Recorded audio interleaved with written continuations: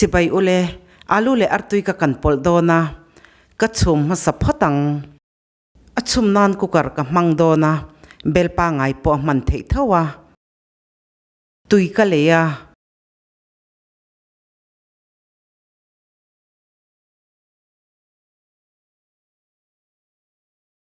mehi asanga kadaa voi khata phita ka swana ka ngak dayang voi khat phit tir hian a min tok viawa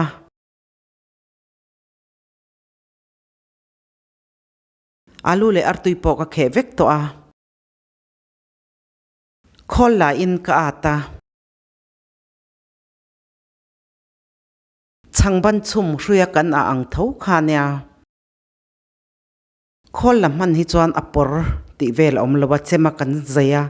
por fup ang te kha om velwa mam nal big ema alu po hi kholla mangin ka at vekang a ol sam mai ba ka amam nala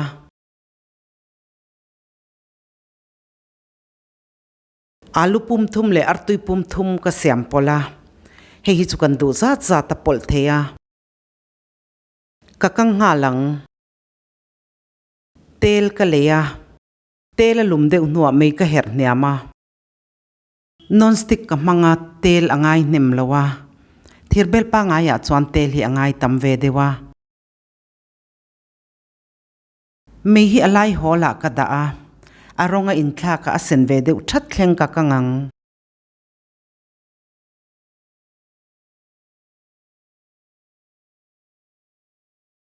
artui ka en chena le alo hona ka let vekang ale lampo hi ka kang sen de hlekang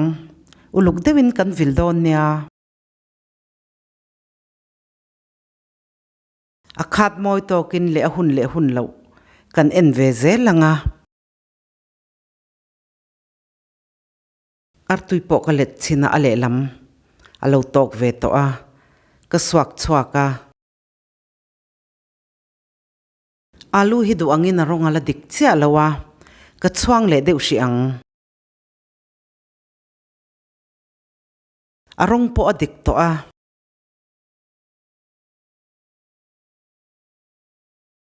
akan na tel ngai hi ka mang le nga lang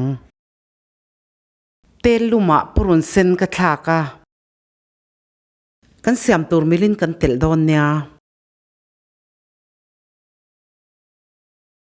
reilo te nuwa purun war chan sin ka tela me hi alai hol aya hniam deuh hleka ka da a aronga in thla ka ron uk ve deuh that thleng kan chuangang purun te po min to me ka her hniama ai eng ka thla ka chok muyang Kashmiri red chili powder ka tela aronga moya athak vak lawa masala kan ngai na zong tui kan ti anga tel theya tomato her ka tela arot koi te po atel theya me hi alai hola ka da a tomato hi ka chuang minang chi ka ala chicken powder ka tela tomato hi zo thar ka manga phai tomato ai chuan atui zok ka te atui te tama tomato po min ve to a artui le alu kan kha ka thla ka uluk dewin kan cho polang artui le alu tomato te po min sa ve kania bol lo kai rol thei turin thatakin kan cho polang